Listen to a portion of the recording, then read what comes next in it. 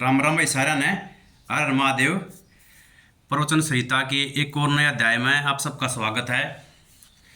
तो भाई आज एक जो महत्वपूर्ण प्रश्न है उसके ऊपर चर्चा करेंगे कि जो हम शब्द कहे हैं इनका क्या महत्व है, या जो हम सारा दिन व्यर्थ की अपने मुंह से या कोई भी हम सब आगे इसमें भाई मैं किसी विशेष को नहीं टारगेट कर रहा, व्यर्थ की जो बातें कहे जाए इधर उधर की वो उनका क्या हमारे जीवन में तो क्या वो समय की खराबी है। दूसरा ये था जो प्रश्न मुख्य है वो ये है क्या शब्दी ब्रह्म है, क्या शब्दी भगवान है। तो इसके ऊपर मैं प्रकाश गिरण का आज प्रयत्न करूँगा। तो भाई जो सबसे पहले तो जो हमारा एक एक सांस है वो सबसे ज़्यादा कीमती है। ये जो समय है एक क्षण भी बीत गया वो फिर पुनः लौट कर वापस नहीं आएगा भाई। तो भाई सारी चीज़ सोच समझ के कहनी चाहिए, क्योंकि ये जो शब्द हैं ये इस एक दूसरे के साथ वार्तालाप का मुख्य आधार है। तो शब्दों का हमारे जीवन में विशेष महत्व है। कबीरदास जी ने भी कहा है सोचे समझे जो कहे, अगर सोच समझ कर जो बात कही जाए और जिसका एक अर्थ लिखड़ा है मतलब वो महत्वपूर्ण है, क्योंकि शब्द है जो अर्थ का अनर्थ कर देंगे। ये चीज़ पर कबीरदास ने भी कही है कि जो शब्द है ना वो बहुत जिम्मेवारी चीज़ है। जब पहले उसने तोल कर और उसके बाद बोलना चाहिए, ये अपेक्षा करनी चाहिए कि हमें मतलब जो शब्द हैं वो दूसरे के लिए दुखदायी हो सके हैं। हम आप शब्द कहेंगे और जो शब्द हैं भाई वो हमेशा एक बार जो कह दिया वो जिंदगी भर आदमी भूलता को ना फिर।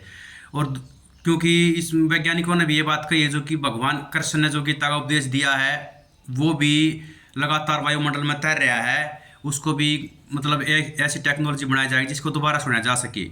तो जो हम शब्द कहे हैं वो हमारे आसपास के वातावरण में जो फैल जाए हैं, तो अगर आप शब्द कहेंगे तो नेगेटिव एनर्जी है वो हमारे आसपास रहेगी, नकारात्मक ऊर्जा फैलेगी। अगर हम पॉजिटिव कहेंगे शब्द कोई भी तो जो पॉजिटिव है एनर्जी वो एटमॉस्फेयर में हमारे आसपास फैलेगी, सकारात्मक ऊर्जा फैलेगी। तो दूसरी बात जो निर्गुण निराकार ब्रह्म के उपासक हैं या हमारे वेद शास्त्रों में भी जो ओम का ओम है शब्द रूप में उसको ब्रह्म माना गया है, ओमकार स्वरूप को भी पूर्ण ब्रह्म माना गया है। तो शब्द ही ब्रह्म है, यह चीज़ भी बिल्कुल इस चीज़ का सच्चाई वो साबित हो गया है कि जो ओमकार स्वरूप है जो शब्द है ओम वो ब्रह्मा का ही स्वरूप है, पर ब्रह्म का स्वरूप है। निर्गुण जो निराकार के उपासक हैं वो उसको पूर्ण ब्रह्म मानते हैं, भगवान का स्वरूप मानते हैं ओमकार को जो एक शब्द है। तो इसका क्या अर्थ निकला कि शब्द ही ब्रह्म है, यह बात बिल्कुल सच्चाई है। इस नाम एक और उदाहरण देकर समझाऊंगे आज। जो महाकवि थे तुलसीदास, मेरे हिसाब से धार्मिक दृष्टि से उनसे महत्वपूर्ण कोई कवि नहीं है। तो उनका एक जो ग्रंथ था वो अधूरा रह गया था, वो कुमार कार्तिकेय के ऊपर लिख रहे थे। तो उसका नाम भी कुमार करके शुरू होता है। उस समय का जो राजा था उसके लड़के का जन्मदिन था, तो उस जन्मदिन के ऊपर उसने वो ग्रंथ है वो उपहार में देना था। तो इसलिए वो उसको लिखने में दिन रात व्यस्त थे।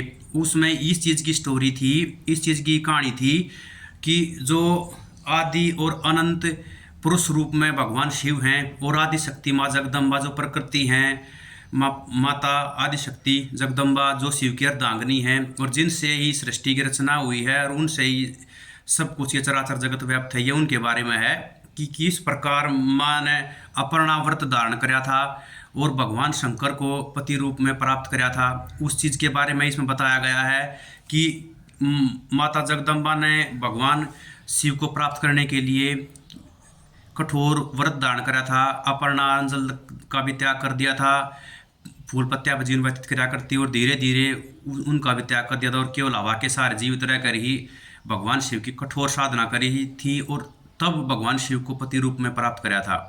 तो यहाँ तक जो चल रहा था तो सही चल रहा था, उसकी लेखनी वगैरह सही, लेकिन वो कुमार कार्तिक के जन्म के ऊपर आधारित थी। तो जैसे ही वो अध्याय उन्होंने लिखना शुरू किया कि कार्तिक का जन्म, कुमार कार्तिकेय का जन्म कैसे हुआ, तो माता पार्वती ने इस चीज़ को देखा और सरस्वती को बोला कि ये कौन है ये। उन्होंने बोला कि ये तो आज के समय के सबसे बड़े और प्रसिद्ध महाकवि तुलसीदास जी हैं। बोला इसने इतनी बुद्धि इसके पास नहीं है कि जो अपने माता पिता है उसके अंतकरण की अंतपुर की बातें, उनके अंतपुर भवन की बातें भी कल से लिखना प्रारंभ करेगा कि कार्तिकेय का जन्म कैसे हुआ। तो ये लिखेगा तो लोग उसको आगे जाके पढ़ेंगे, ये शब्द रूप में लिखेगा तो क्योंकि शब्द ब्रह्म है, तो आप उसने माता ने पार्वती को आदेश दिया, माता पार्वती ने सरस्वती को, कि आज के बाद ये कोई शब्द इसके ऊपर नहीं लिख पाएगा। तो सरस्वती ने ऐसा ही उसका मन कर दिया, उसकी बुद्धि ऐसे ही बदल दी, उसके बाद उसने वो कोई शब्द नहीं लिखा। तो इससे यह साबित होता है कि शब्द ही ब्रह्म है। आजकल आप देख रहे हो कि अपनी सोशल मीडिया पर भी अपनी चैनल को, अपनी वीडियो को प्रसिद्ध बनाने के लिए, सब्सक्राइब प्राप्त करने के लिए, या किसी भी आप चैनल वगैरह पर देखो हो, उसमें भी जानबूझकर अश्लीलता परोसी जाती है, जानबूझकर अश्लील शब्दों का प्रयोग किया जाता है।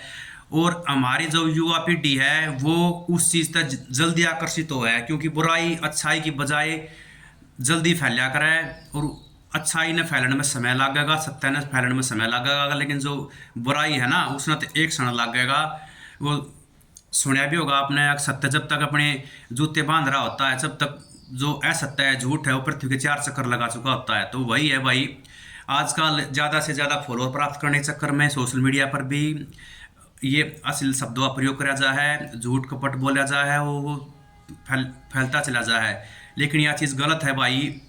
यह मानसिकता दूर करने के अब मैं प्रयत्न कर रहा हूँ इस संसार में दें, जो हमारा समाज है इसमें दें, क्योंकि हमारे जीवन का केवल यही उद्देश्य है कि हम धन संचित करें, कि उसका कोई भी तरीका हो, वो चीज़ गलत है। तो भाई जो शब्द है वो बहुत जिम्मेदारी की चीज़ है, हमेशा पहले तोल कर और उसको तब बोल लें, और एक क्षण के लिए भी किसी के बारे में बुरा मत बोल लें, आप शब्दों का प्रयोग ना करें, क्योंकि इससे हमारे चरित्र का भी पता लगता है कि जो चरित्रवान और संस्कारी होता है वो कभी किसी को ऐसा अपशब्द नहीं करता, और वो असत्य भाषा नहीं करता, और अपनी स्वार्थ को पूरा करने के लिए कभी वो झूठ नहीं बोलता। तो ये कुछ क्षण के लिए आदमी प्रसिद्धि प्राप्त कर लेगा ये अश्लील शब्द प्रयोग करके या असत्य बोल के, लेकिन उसका क्या फ़ायदा है? कोई फ़ायदा नहीं है। उस तय संसार में, इस समाज में जागृति के लिए होगा। तो भाई आप सब तय, यह मेरी प्रार्थना है, आगे इस कम से कम अश्लील और जो अपशब्दों का प्रयोग है ना, अपने जो दैनिक जीवन की बोलचाल है उसमें भी कम करें, ना के बराबर करें। जो दूसरा हमारे लिए बोल रहे हैं उसको हम सहन कर सके, ऐसा ही शब्द आपको दूसरे के लिए बोलना है, क्योंकि शब्द एक ऐसा जो है अस्त्र है, उसके कारण जो आप जख्म लगता है मनुष्य को, पूरी जिंदगी आदमी भूलता नहीं है। तो भाई सबके साथ गाली गलौज ना करके, असत्य भाषा ना करके, और अश्लील जो शब्द का त्याग करके सत्य भाषा करें हमेशा। और परमात्मा का इस वाणी इसलिए दी थी, ये असत्य भाषा या अश्लील वाचन करने के लिए भगवान ने हमें वाणी नहीं दी थी। ये वाणी इसलिए दी थी कि हम एक दूसरे के पास अपनी जो बात है वो पहुंचा सकें, और इससे परमात्मा का स्मरण कर सकें, उनका संकीर्तन कर सकें, उनके नाम का गायन कर सकें। तो मैं आशा करता हूं कि इस प्रश्न का जो उत्तर है वो स्पष्ट रूप से हो गया होगा, ये समझ गए होंगे सब कि जो शब्द है वो ब्रह्म स्वरूप ही हैं, और जो शब्द है वो सबसे जिम्मेदारी की चीज़ है, उनका सोच समझ कर प्रयोग करना चाहिए। तो आज के अध्याय में इतना ही भाई। ईश्वर का नाम स्मरण करें, अपनी जीवा से इधर उधर की जो व्यर्थ की चुगली चपटी है, बकवासबाजी है, ये बिल्कुल ना, धीरे धीरे अभ्यास के द्वारा बंद कर दें। जहाँ आवश्यकता हो वहीं पर बोल लें, और सोच समझ कर बोल लें, और भगवान का जो नाम संकीर्तन है, स्मरण है, वो भी वाणी के द्वारा जरूर करें।